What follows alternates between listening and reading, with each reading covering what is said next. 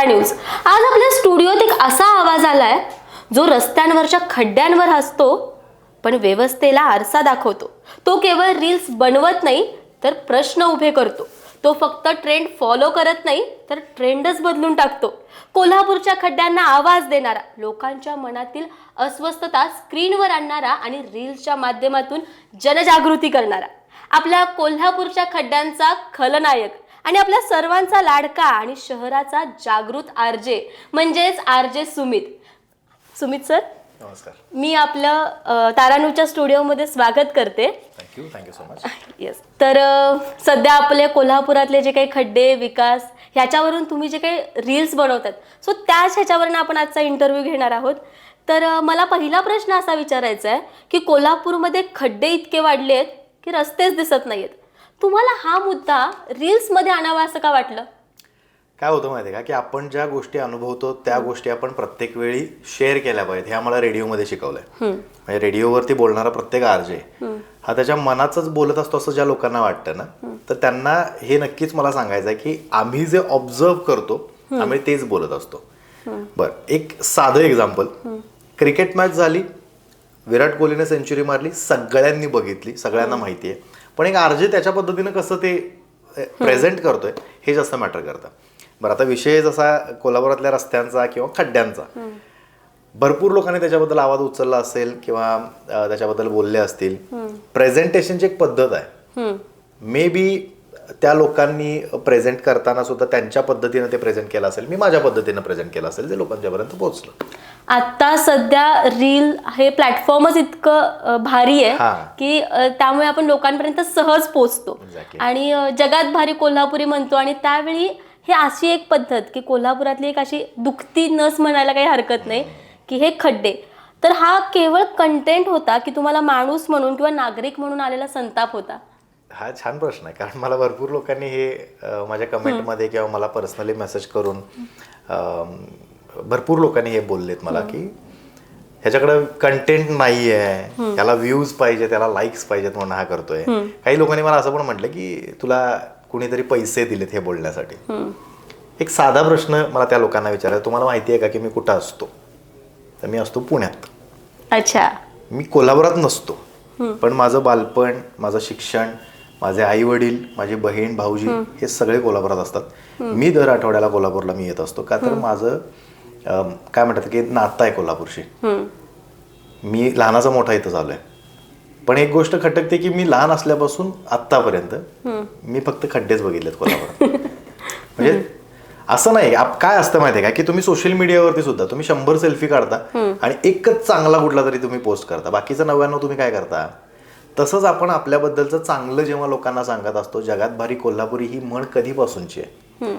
पण मग त्याच्यामध्ये आपण आतापर्यंत कुठल्या गोष्टी सांगितल्या की आई अंबाबाई महालक्ष्मीचं मंदिर असू दे, किंवा आमच्याकडचा तांबडा पांढरा असू दे, आमच्याकडची मिसळ असू दे, किंवा आमच्याकडचा रंकाळा असू दे, पंचगंगा नदी असू दे, किंवा आपल्याकडे जी काही कुस्तीची पंढरी मानलं जातं तर त्या गोष्टी आहेत. मग ह्या चांगल्या गोष्टी आपण सांगतोय, मग वाईट गोष्टी का नाही सांगूयात? मग किती वर्ष आपण तो टेंबा मिरवायचा की आमच्याकडे ह्या चांगल्या गोष्टी आहेत. रिसेंटली एक वर्षापूर्वी केशवराव भोसले नाट्यगृह जे काही त्याच्याबद्दल जे काही विषय झाला ते पण आपण ह्याच्या आधी सांगत होतो की आमच्याकडे हे पण आहे वगैरे. पण जेव्हा वाईट काहीतरी सांगायची वेळ येते तेव्हा मग आपल्या मनाला काय एवढं लागतं? मग लोकांच्या मनात हा प्रश्न काय येतो, हे तू कोल्हापूरला काय बोलू नकोस. पण मी ज्या सिरीजला नाव दिलं कोल्हापूर गेलं खड्ड्यात, त्याच्या मागची तळमळ तुम्हाला कळाली का? मग तुम्हाला खरंच असं वाटतंय का की माझ्याकडे कॉन्टेंट नाही आहे म्हणून मी करतोय? मग जर माझ्याकडे कॉन्टेंट नसता तर ज्या लोकांनी कमेंटमध्ये जी उत्तरं दिलेली आहेत मग ते मी त्यांना पैसे दिलेत का तुम्ही कमेंट करा म्हणून? बरं, कमेंट सुद्धा ह्या काय फक्त 50 आणि 100 नाही आहेत, हजारो कमेंट आहेत त्याच्यामध्ये. मग हजारो लोकांना मी प्रत्येक व्हिडिओसाठी पैसे देणार आहे का? बेसिक सेन्स आहे हा कळला पाहिजे लोकांना. सो हा फक्त कॉन्टेंट नव्हता, ही एक तळमळ होती की माझं शहर कसं चांगलं म्हणता येईल. कारण मी जसं म्हटलं की मी पुण्यात असतोय, पुण्यातले रस्ते, पुण्यातला पाण्याचा प्रश्न किंवा बाकीच्या सगळ्या सुखसोयी ज्या आहेत ज्या मला मिळतात, मी आता ऑफिसला जे येतोय ते पण मेट्रोने येतोय. सो कोल्हापुरात कधी मेट्रो होणार? आम्ही आजपर्यंत वडापनच आलोय, 10 रुपये द्यायचं आणि जे काय असेल ते पाचगावपासून मंडपात यायचं, हेच आतापर्यंत आम्ही गेलंय. मेट्रोचं आम्हाला कधी बघायला मिळणार? आमच्याकडे IT पार्क कधी होणार? मग हे प्रश्न विचारायला नको आपण नाही विचारत तर कोणी विचारणार? म्हणजे जो आहेत त्या गोष्टी जोपासल्या पाहिजेलच, पण नवीन गोष्टी एक्झॅक्टली आल्याही पाहिजेत. खरंय. तुम्ही आता जसं म्हटलं की कमेंट्स येतात, व्ह्यूज पण भरपूर येतात, तर आपल्या व्हिडिओजना व्ह्यूज इतके येतात, पण प्रशासनाला ते व्ह्यूज दिसतात असं वाटतं का तुम्हाला? काय असतं माहितीये का की प्रशासन तुमच्या त्या व्हिडिओवरती तुम्हाला कमेंट करून ते कधीच सांगणार नाही की आम्ही व्हिडिओ बघितला आणि आम्ही काम करतो. जर समजा तुमचा एखादा व्हिडिओ जर जात असेल आणि त्या व्हिडिओला एवढ्या व्ह्यूज येत असतील किंवा कमेंट जर येत असतील, मी म्हणतोय की ज्या व्यक्तीला निवडून दिलेला आहे त्या चेअरवरती बसण्यासाठी, त्या माणसानं स्वतः जरी तो व्हिडिओ बघितला नसेल तर त्याच्या ऑफिसमध्ये काम करणारे 50 लोक आहेत. 50 लोकांमध्ये एक तरी माझा फॉलोअर असेल. अगदीच. जरी फॉलोअर नसला तरी त्याच्या कुठल्या तरी बाबा ओळखीच्या माणसानं तो व्हिडिओ कधी कुठे ना कुठेतरी बघितला असेल, त्याची चर्चा झाली असेल, ती साहेबांच्यापर्यंत किंवा मॅडमपर्यंत पोहोचली असेल आणि मग त्याच्यावरती काम झालं असेल, असं कदाचित होऊ शकतं. मग असं एखाद्या माणसाकडनं अधिकाऱ्याकडेपर्यंत तो व्हिडिओ पोहोचला असेल, असा कधी फोन आलाय का कुठल्या अधिकाऱ्याचा की फक्त लोकच शेअर करतात? नाही, फोन तर नाही आला, पण मी तेच म्हणतोय की जर समजा तुमचा व्हिडिओ लोकांच्या पर्यंत पोहोचतोय, एक बेसिक गोष्ट मी सांगतो, आज जेवढे इन्फ्लुएन्सर्स आहेत त्या सगळ्यांसाठीची ही गोष्ट आहे. जर समजा आपण एक लोकप्रतिनिधी निवडून देतोय, फॉर एक्झाम्पल नगरसेवक असू दे, आमदार, खासदार, जे काय असतील ते, ह्यांना लोकांनी निवडून दिलेलं आहे का तर बाबा आमचं काम व्हावं, शहराचा विकास व्हावा, पाणी प्रश्न मिटावा, कचरा संकलन जे काय असेल ते व्हावं, या सगळ्या गोष्टींसाठी. इन्फ्लुएन्सर्स जे आहेत ना, जे खरंच काहीतरी करतात, त्यांचे फॉलोअर्स एवढे काय आहेत, त्यांना एवढे व्ह्यूज का मिळतात, तर त्या लोकांना जे बोलता येत नाही, तर आमचा चेहरा तू हो बाबा, तू ते मुद्दे मांड, आम्ही आहे तुझ्या बरोबर. एक्झॅक्टली. ते असते की आप आगे बढो हम तुम्हारे साथ है, ते वाला आहे ते. अच्छा. तुमच्या रील्स लोकांना हसवतात, पण प्रश्न असा आहे की प्रशासनाला लाज वाटते का हे सगळं बघतात? आणि आता तर निवडणुका वगैरे लागू होत आहेत की फक्त आश्वासनं दिले जातात, प्रत्येक उमेदवार 5 वर्षानंतर तेच सांगतो, मग तेच का सांगायची वेळ येते? लोक हुशार झालेत लिटरली आता. म्हणजे आधीपर्यंत कसं होतं की रस्ता झाला म्हटलं की लगेच खुश, पाणी इलेक्शनच्या आधी 1 महिनाभर तुम्हाला रेग्युलर पाणी सोडलं जातं, का तर मत पाहिजे. बरोबर. मग त्याच्यावरती लोक खुश होतात की आमच्याकडे पाणी यायला लागलंय, मग आम्ही ह्यांनाच निवडून देणार, हे करणार ते करणार, या सगळ्या गोष्टी आहेत. आता ट्रेंड चेंज झालाय, लोक हुशार झाले, सोशल मीडियामुळे असू दे, शिक्षण वगैरे या सगळ्या गोष्टी असू दे, लोकांना त्यातल्या डिटेल्स माहिती आहेत की जर समजा रस्ता बनतोय आपल्याकडं किंवा काहीतरी चांगलं काहीतरी होतंय आपल्याकडं, म्हणजे फॉर एक्झाम्पल कोणीतरी मंत्री संत्री येणार आहे आपल्याकडे, तर लगेच तो ज्या रूटनी ते जाणार आहेत तर तो रोड बनवला जातो, प्रॉपर चांगला केला जातो, बाकी काही असेल ते राहू दे तसं आहे तसं. हे लोकांना कळतंय. लोक विचारताना पण हे म्हणतात, अरे कोणतरी येणार आहे वाटतं आज, शहर सजवलंय. हा प्रश्न आहे. म्हणजे थोडक्यात काय की लोकांचं तेवढं नॉलेज आता वाढलेलं आहे आणि लोक आजकाल घाबरत नाहीत काही विचारायला, कुठलेही प्रश्न असू देत ते विचारायला घाबरत नाहीत. सो एक मेन गोष्ट असं म्हणू शकतो आपण की त्या गोष्टी होणं सुद्धा तेवढंच गरजेचं आहे. अगदीच. रील्स नसत्या तर तुम्हाला काय वाटतं की आता थोडेफार जे काही बदल घडत आहेत किंवा रस्ते होत आहेत, खड्डे मुजवले जात आहेत, तर ते खड्डे तसेच नॉर्मल राहिले असते का किंवा काही बदल घडला असता का? मला एक गोष्ट कळते की टेक्नॉलॉजीचा वापर आपण कशा पद्धतीनं करून घेतो हे खूप महत्वाचं आहे. बरोबर आहे. म्हणजे याच्या आधी सुद्धा फेसबुक होतंच. फेसबुक आधी ट्रेंडमध्ये होतं, लोक व्लॉग लिहायचे, त्या ब्लॉगमध्ये जे व्लॉग बनवायचे किंवा ब्लॉग लिहायचे, तर त्याच्यामध्ये सुद्धा काही मुद्दे मांडलेले असायचे, ते शेअर पण तेवढं व्हायचं. त्याच्यानंतर मग म्हणजे लोकांचं वाचन थोडंसं कमी झालं, व्हिडिओमध्ये आले. म्हणजे तर फेसबुकला तुम्ही 5-5, 6-6 मिनिटाचा व्हिडिओ बघू शकत होता, तर ते तुम्हाला नको झालं का तर तुमच्याकडे टाइम नाही, मग 1 मिनिटाच्या टिकटॉकवरती आलं. मग टिकटॉकवरती काय वेगळा ट्रेंड होता, त्याच्यामध्ये सुद्धा काही समाजकार्य करणारी लोक होती, ते पण मग बंद झाल्यानंतर इंस्टाग्राम आलं. आता इंस्टाग्रामला तिथं ओव्हरकम केल्यामुळे काय झालं की इंस्टाग्रामचा तसा फायदा पण भरपूर लोकांनी करून घेतला. मग ते समाजकार्य असू दे, एंटरटेनमेंट असू दे, स्वतःची कला दाखवणं असू दे, किंवा स्वतःच्या कलेमधनं सुद्धा समाजासाठी आपण कसं उपयोगी पडू शकतो हे सुद्धा असू दे. सो या गोष्टीमुळे कुठेतरी मला वाटते की हे नसतं कदाचित, तर मग ऑब्व्हियसली एक आपल्याकडे ऑप्शन होता की मग उपोषणाला बसा, मग मोर्चे काढा, जे एका दिवसासाठी असतात. सोशल मीडियाचा वापर करून आपण काय करू शकतो की ते आपण महिनाभर 2-2 महिने आपण त्या गोष्टी ओढून ताणून त्याच्यावरती काम करून घेऊ शकतो आणि ते सहज लोकांपर्यंत पोहोचायला पण इझी जातं. सो टेक्नॉलॉजी परत खड्ड्यांवर बोलताना कधी थेट किंवा अप्रत्यक्षपणे काही दबाव वगैरे? कधीच नाही.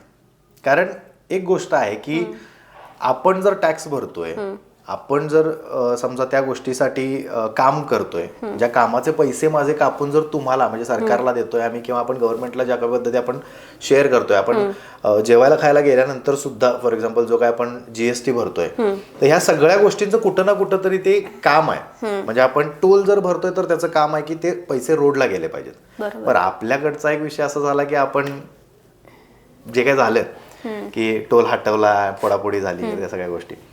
तर त्यांनी पण तेच सांगितलं की आता तुम्ही तुमचं रस्त्याचं बघा काय ते म्हणून. सो आपली पहिली चूक तीच होती. पण मग त्याच गोष्टी आहेत की जर समजा आपण हे करत असू तर मग त्या चांगल्या पद्धतीनं करणं खूप गरजेचं आहे. त्याचा फायदा सुद्धा तसा होतो. मग इथं दबाव वगैरे काही गोष्टी नाहीत. मी एक सामान्य नागरिक म्हणून हा प्रश्न विचारूच शकतो. मग ते साहेबांना डायरेक्ट जर मला विचारता येत नसेल आणि मी या गोष्टीचा फायदा तसा करून घेत असेल, मग परत मी तेच कॅल्क्युलेशन सांगेन की माझ्या साहेबांच्यापर्यंत व्हिडिओ जर पोहोचत नसेल तर XYZ कोणीतरी तो तिथं सांगेलच, सर तुमच्याबद्दल बोलतोय हा, किंवा आपल्या कामाबद्दल बोलतोय हा. त्याच्यावरती ते काय दखल घेतील, मग ते सोडून देतील विषय, जाऊ दे रे हा तर रोजच बोलतोय हा, हे म्हणतील की मग कामाकडे लक्ष देतील, कारण परत आम्हाला काही बोललं नाही पाहिजे. डिपेंड्स की हे कसं कोण कशा पद्धतीने घेत आहे. अगदीच, म्हणजे असा डायरेक्ट किंवा इनडायरेक्टली दबाव नाहीये, पण जे काही कमेंट मध्ये बोललं जातं तर त्याबद्दल काय सांगाल? काय असतं माहितीये का की आपल्याकडे राजकारण हा एक असा विषय आहे की तो आहे ना खूप साधा आहे. म्हणजे कुठल्याही गोष्टीबद्दल जर बोलायचं म्हटलं तर मग एक तर तुम्ही सरकारच्या सोबत आहात आणि सरकारच्या बाजूने तुम्ही बोलताय, एक तर असं मानलं जातं, किंवा तुम्ही जर बोलताय तर मग तुम्ही सरकारच्या विरोधात बोलताय. ह्या दोनच गोष्टी आहेत आणि या दोन गोष्टी फॉलो करणारी पण लोक तीच आहेत. सरकारला फॉलो करणारी पण लोक आहेत आणि सरकारच्या विरोधात बोलणारी पण लोक आहेत. अगदीच. मग ते कुणाचंही असू दे, कुठल्याही पक्षाचं असू दे, कोणी किती वर्ष काय केलं काय नाही केलं ह्या सगळ्या गोष्टी लोकांना माहिती आहेत. जसा मगाशी आपला विषय झाला की 5 वर्षानंतर परत शेवटच्या 2-3 महिन्यात जे काही आश्वासनं येणार आहेत आणि तेव्हा जे काही कामं होतील किंवा ते प्रत्येक नेते रस्त्यावरती येतील, ते सरळ करणे वगैरे हे जे काही होतील गोष्टी, किंवा मग ते काय फ्लेक्स लागतील, आम्ही एवढं केलं आणि आम्ही तेवढं केलं, हे परत 5 वर्ष आपल्याला बघायला मिळत नाही. मग मला एक सांगा, आज नागरिक गप्प आहे, म्हणजे जे निवडणुका लागायच्या आधी जे काही 3-4 महिन्यांमध्ये खुश होतो आणि परत 5 वर्ष गप्प बसतो, त्यामुळे व्यवस्था मोकळी आहे किंवा त्यांना तेच आहे ना की काय असतं माहितीये काय, जर समजा तुम्हाला कोणीतरी गाजरत येत असेल हलवा करायला, तर तुम्ही तेवढ्यापुरतं तुम्ही खुश होणारच की. तुम्हाला कोणीतरी जेवायला नेतंय, पार्टी देते, तुम्हाला कोणीतरी लॉलीपॉप देते, तर तुम्ही तेवढ्यापुरतं खुश होणारच की. साधं एक्झाम्पल आहे, तुम्ही तुमच्या बाळाला जर समजा लॉलीपॉप दिलं तर ते जोपर्यंत संपत नाही, म्हणजे मिळाल्यापासून संपत नाही तोपर्यंत ते खुश असते. ते संपलं की त्याला परत पाहिजे असते. पण मग त्याला काय सांगितलं जाते, आत्ता खाल्लंयस तू, आता मागायचं नाही. हेच आहे सेम. मग 5 वर्ष आपण काय विचारत.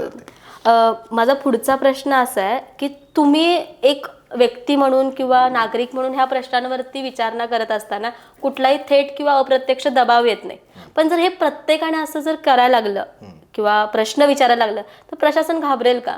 100% घाबरेल. कारण मग परत होतंय काय माहितीये का की लोकांनीच यांना पुढे केलंय की तुम्ही आमचे प्रतिनिधी आहात बाबा, तुमचं काम आहे हे. मग तुम्हाला जर जमत नसेल तर आमच्यापैकी कोणतरी तिथं बसतो. पण मग ते परत तेच आहे की त्या खुर्चीवरती जाऊन बसले की काय होतं माहिती नाही लोकांना.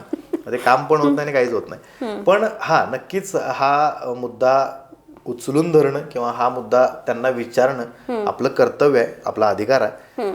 आपण जर मत देतोय तर माझं मत कशासाठी मी देतोय हे पण लोकांना कळलं पाहिजे. आता ज्या काय हल्ली काही गोष्टी आहेत की पैसे घेतले जातात किंवा पार्ट्या केल्या जातात आणि मग त्याच्यावरनं तुमच्या घरातली 4 मतं बघा, हा हे जे काय सांगितलं जातं, लोक आता हुशार झालेत. त्यामुळं भरपूर कमी कार्यकर्ते आहेत जे खरंच बाबा जेन्युइनली त्यांना असं वाटतं की हा आमच्या साहेबांनी काम केलेलं आहे, आमच्या भागात केलेलं आहे, तर आम्ही आमच्या साहेबांना निवडून देऊ, बाकीच्यांचं बघू दे त्यांचं ते.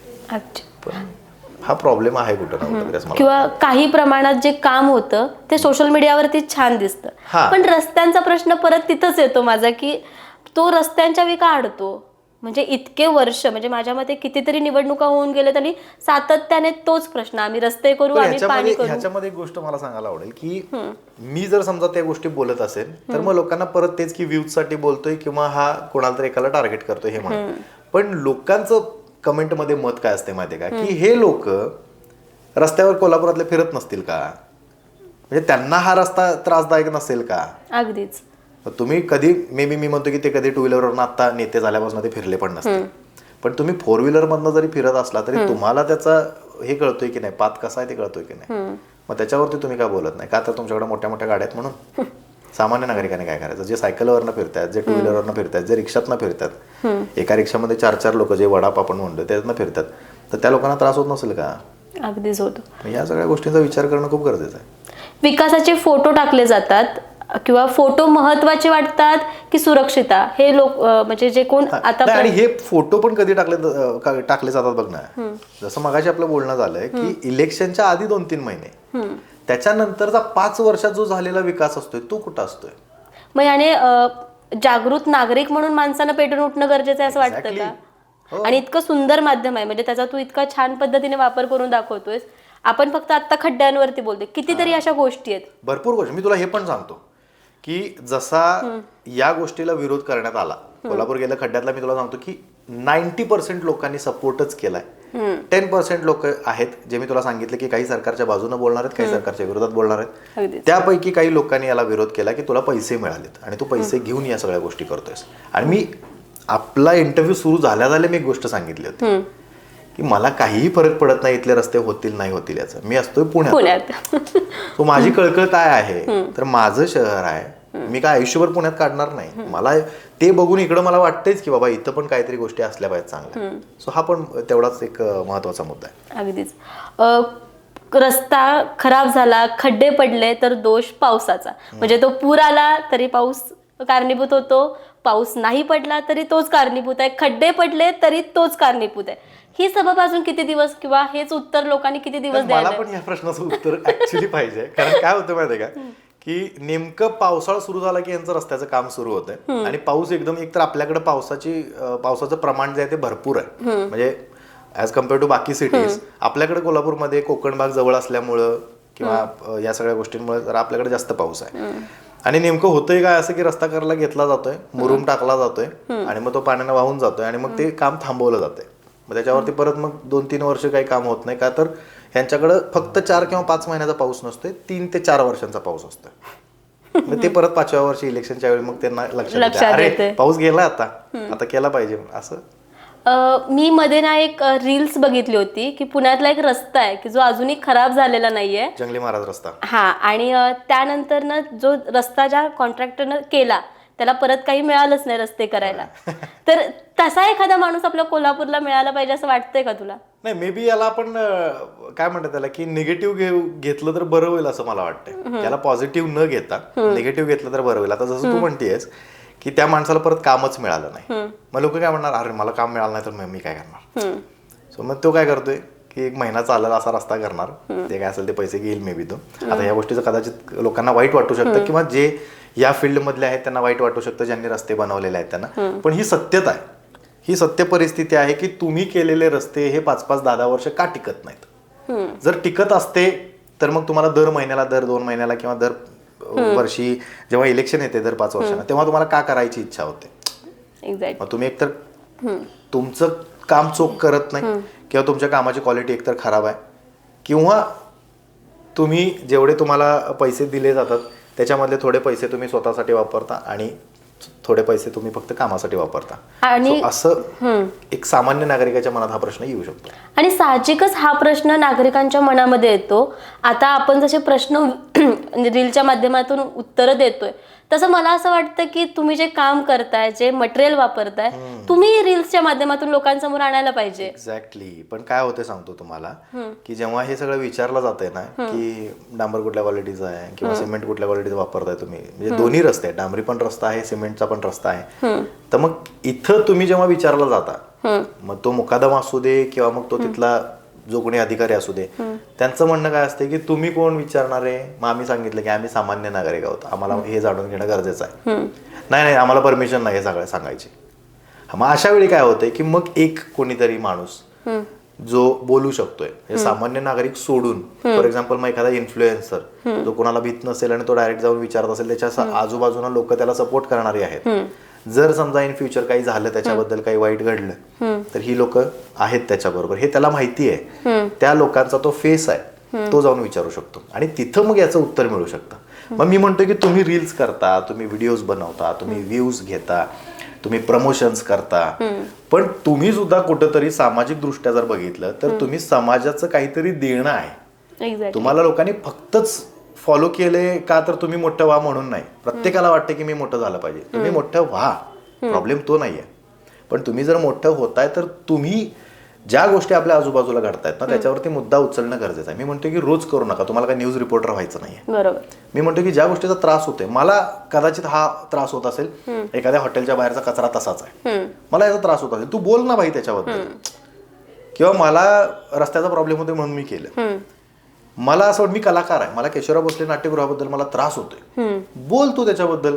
एक्झॅक्टली. जेव्हा तुला कोणी विचारायला येईल तेव्हा तू सांग की मला त्रास होतोय, मी बोलणार आहे. बरोबर. तुम्हाला मला उचलून न्यायचं उचलून न्या, मी जे काय असेल ते लेखी देतो. मी कशाबद्दल बोलतोय किंवा काय करतोय, त्यावेळी तुझा क्राऊड तुझ्या बरोबर असणारच आहे की तू सांगू शकतोस की मला यांनी आज उचलून नेले आणि मला ह्या गोष्टीबद्दल मला बोललं जाते की हे करू नको ते करू नको म्हणून. मी विचारायचं का नाही विचार, त्याच्यामध्ये कमेंटमध्ये कळते.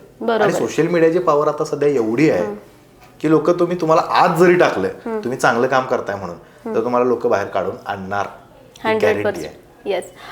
तू म्हणालास की कोणीही तसं उत्तर द्यायला टाळाटाळ करतं, तर एखाद्या रस्त्यासाठी एखादा अधिकारी जबाबदारी का घेत नाही असं वाटतंय? काय रिझन असू शकतं? मी तेच म्हणतोय की जसं आपण म्हणतोय की बाबा हा रस्ता किंवा फक्त रस्त्याबद्दलच असं नाही, कुठल्याही गोष्टीबद्दल जर समजा एखादा तुम्हाला टेंडर पास झालं, एवढे एवढे पैसे तुम्हाला निधी मिळणार आहे, माणूस एकतर ह्युमन टेंडन्सी, माणूस हावरा आहे पैशासाठी.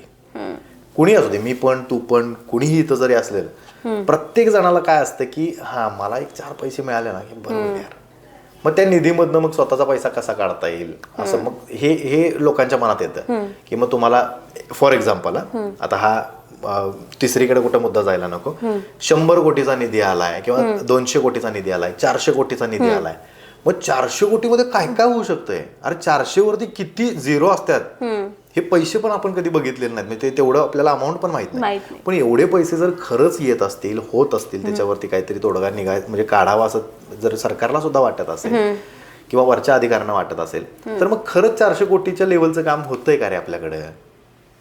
बेसिक प्रश्न आहे. मी म्हणतो की तुम्हाला 1-2 कोटी दिलेत आणि तुम्ही रस्ता करा म्हणून सांगितलं आणि तुम्ही केला 10 लाखाचा रस्ता, मग तिची क्वालिटी तशी असणार आहे. पण तुमच्याकडे 100, 200, 400 पर्यंत तुमच्याकडे जर निधी येत असेल आणि तरी पण तुमची कामाची क्वालिटी जर 10 लाखासारखी पण नसेल,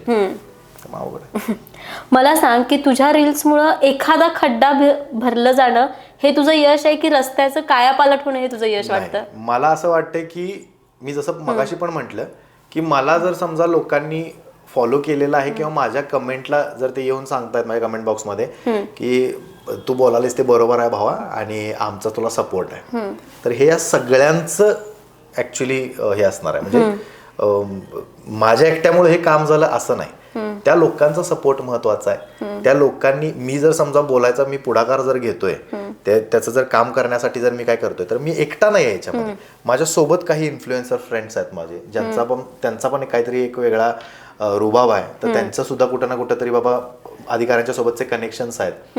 तर मग मला माहिती नाही की त्यांना कधी कोणी काही फोन केलाय का की अरे तू सुमित जरा जास्त बोलायला लागलाय, त्याला सांग बरं का तुमच्या बरोबर असतोय तो, असं आजपर्यंत कधी झालेलं नाही. कारण ही लोक ह्यांच्या लेवलला सांगतात की साहेब तो करायला ते बरोबर आहे आणि आम्ही त्याच्या बरोबर आहे. हे झालं इन्फ्लुएन्सर्सच्या बाबतीत. दुसरी गोष्ट, पब्लिक जे रेग्युलर ह्या रस्त्यावरनं जाते तर त्यांनाही तेच वाटते की झालं पाहिजे. मग मी म्हणतोय की जर समजा एखादा खड्डा जर मुजला कुठल्या तरी एखाद्या एरियामधला, तर त्या एरियातल्या लोकांचं ते यश आहे की तुम्ही सपोर्ट दिलाय बाबा आरजे सुमितला बोलण्यासाठी किंवा त्या गोष्टीसाठी, आणि तुम्ही त्याच्या रील शेअर केल्या किंवा तुम्ही त्याच्यापर्यंत पोहोचताय म्हणजे त्या सगळ्या गोष्टी घेऊन, तर मग हे तुमचं यश आहे. मग असं जर मी म्हणतोय की प्रत्येक एरियामधलं जर होत असेल तर या अख्ख्या कोल्हापूरचं हे यश आहे की जगात भारी कोल्हापुरी आम्ही का म्हणतोय तर आम्ही करून दाखवू शकतोय. आम्ही अधिकाऱ्यांना हे पटवून दिलंय की आम्ही या गोष्टीचे हकदार आहोत, आमचा हक्क आहे तो, आणि हे तुम्ही केलंच पाहिजे. हा, मग त्याच्यानंतर मग मी म्हणेन की चला आपण आयुष्यात काहीतरी चांगलं काम केलंय, एक ते असते पुण्य पाप, त्याच्यामध्ये 1% कुठेतरी माझं याच्यामध्ये गेला असं मी समजून बस. लोकांना हसवून जागं करणं ही खरी पत्रकारिता वाटते का तुला? मी काय म्हणतो माहितीये का की प्रत्येकाची एक वेगळी पद्धत असते. तू प्रत्येक न्यूज रिपोर्टर बघ, तू प्रत्येक ऍक्टर बघ. एका ऍक्टरला मी एक्झाम्पल द्यायचं म्हटलं तर मी अक्षय कुमारचं देईन. अक्षय कुमार हा कॉमेडी पण करतो, तो ऍक्शन पण करतो, तो ड्रामा पण करतो, तो इमोशन्स आणि या सगळ्या गोष्टी त्याच्याकडे सगळं आहे, राईट. बरोबर. पॅट्रिओटिझम पण आहे त्याच्यामध्ये, सगळ्या गोष्टी आहेत त्याच्यामध्ये.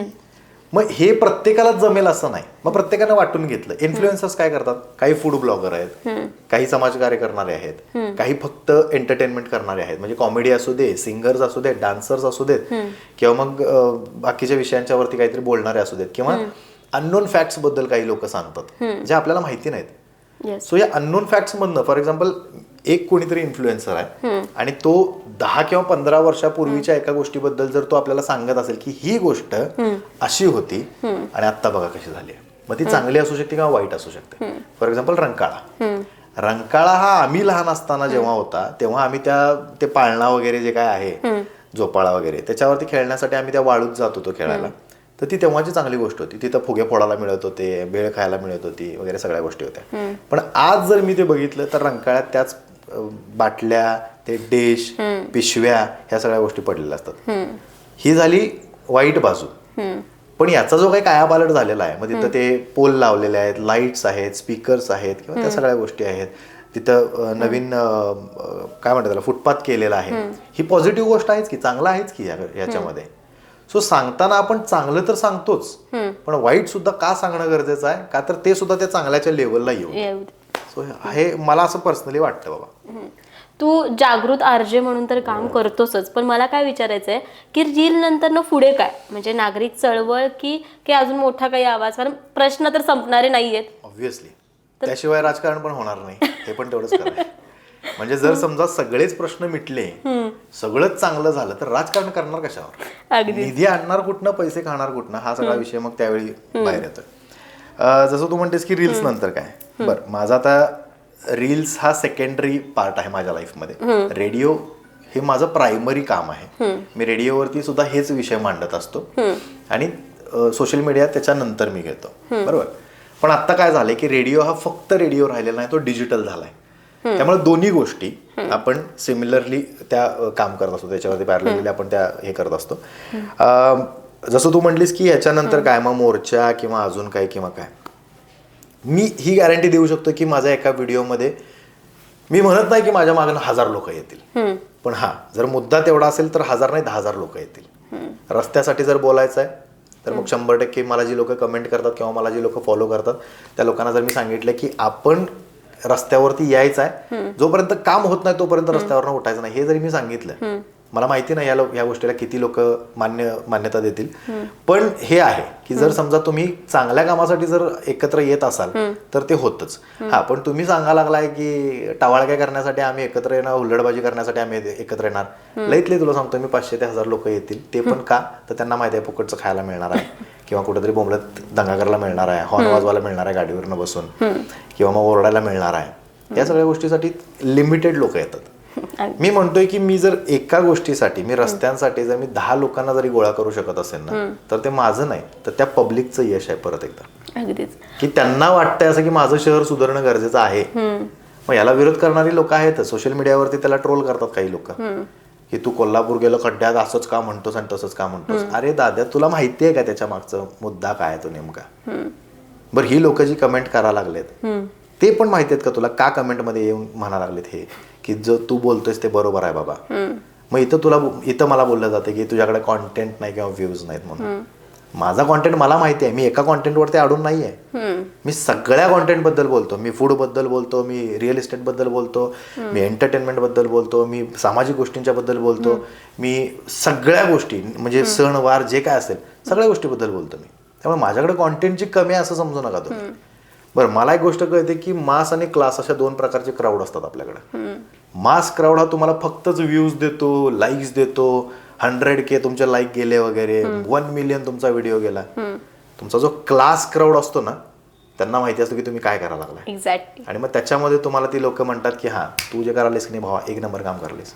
ही लोक आहेत माझी. अगदीच.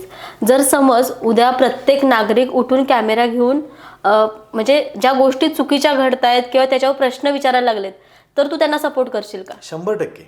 मी जसं आत्ता पण म्हटलं तुला की प्रत्येक जण वेगवेगळ्या गोष्टी फॉलो करते. फूड, रिअल इस्टेट किंवा हॉटेलिंग, कॅफेज किंवा गाड्या म्हणजे 2 व्हीलर, 4 व्हीलर किंवा मोबाईल ॲक्सेसरीज ज्या काय असतात, प्रत्येकाचं एक वेगळं काहीतरी एक चॉईस आहे प्रत्येकाची, राईट.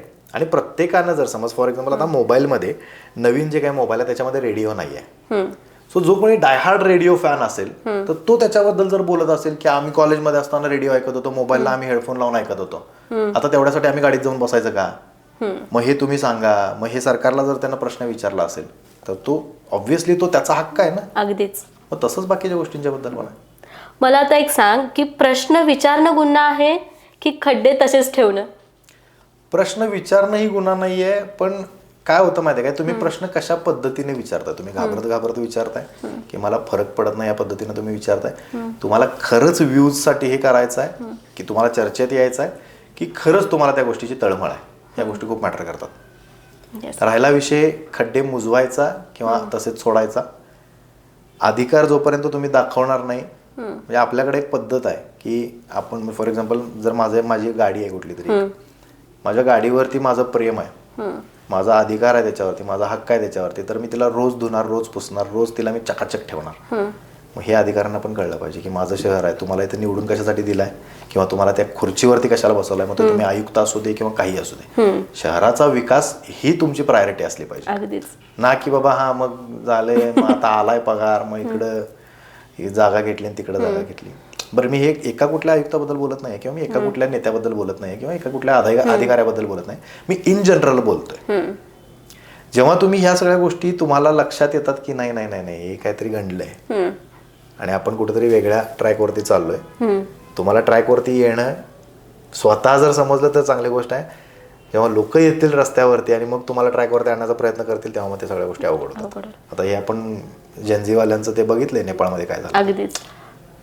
आता तसं तू जेव्हा सुरुवातीला मला सांगितलंस की तू कोल्हापूरचा नाहीस, तू राहतोस पुण्याला वगैरे असतोस, पण मला एक सांग की संतापलेला नागरिक किंवा तुझं बालपण वगैरे इकडे गेलं ही गोष्ट सगळी ठीक आहे, तू पुण्यात राहतोस, तुझं सगळं मोस्टली जीवन तिकडं घडतं, हां, त्यावेळी असं कधी वाटत नाही का रे की एवढे मी रील्स करतो आणि एखादी अशी कमेंट वाचून की काय राव मी करतोय? नाही, मी तेच म्हटलं ना की मला जेव्हा ट्रोल केलं गेलं ना या गोष्टीसाठी, एक तर तुम्हाला मुद्दा माहिती नाही, तुमचं तेवढं शिक्षण झालंय का नाही, मला तुमच्या शिक्षणाबद्दल पण बोलायचं नाही, तुम्ही काय काम करता ह्याच्याबद्दल पण मला बोलायचं नाही, मी काय काम करतो ह्याच्याबद्दल तुमचा बोलण्याचा अधिकार आहे का? मग मी तुम्हाला काय बोललोय का? पर्सनली तुमचं नाव घेऊन बोललोय का? मग तुम्ही जर मला ट्रोल करताय तर त्याच्यामधला तुम्हाला नेमका मुद्दाच कळलेला नाही, पहिली गोष्ट.